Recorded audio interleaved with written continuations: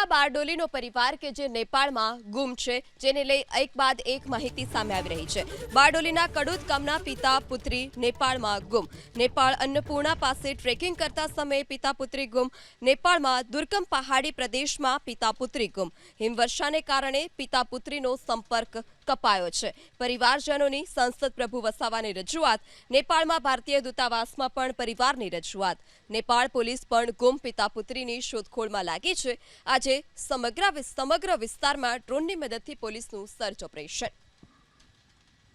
મારા પતિ અને મારી જે દીકરી છે એ ટ્રેકિંગ માટે અન્નપૂર્ણા 3ની ટ્રેકિંગ માટે અહીંયાથી ગયા છે અને એ નેપાળમાં અને એ ખૂબ જ રિસ્કી છે।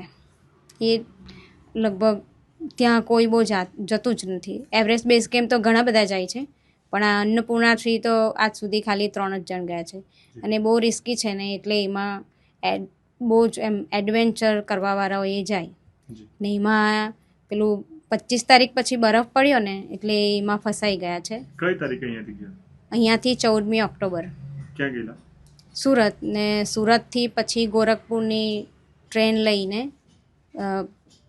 સુનોલી બોર્ડર ક્રોસ કરી અને સુનોલી બોર્ડરથી પછી કાઠમંડુની બસ લઈને પછી ત્યાંથી પરમિટ લઈને કાઠમંડુથી પછી બસી શહેરની બસ લીધી અને ત્યાંથી પછી બસી શહેરથી જીપમાં એ લોકો મનાંગ પહોંચ્યા। 21મી ઓક્ટોબરે મારી એમની સાથે છેલ્લી વાત થઈ અને એમણે મને કહ્યું કે હવે અમે ઉપર જતા છે, 10-12 દિવસ રહીને અમે આવીએ એવું કહ્યું અને પછી કે અમે હવે જઈએ છીએ।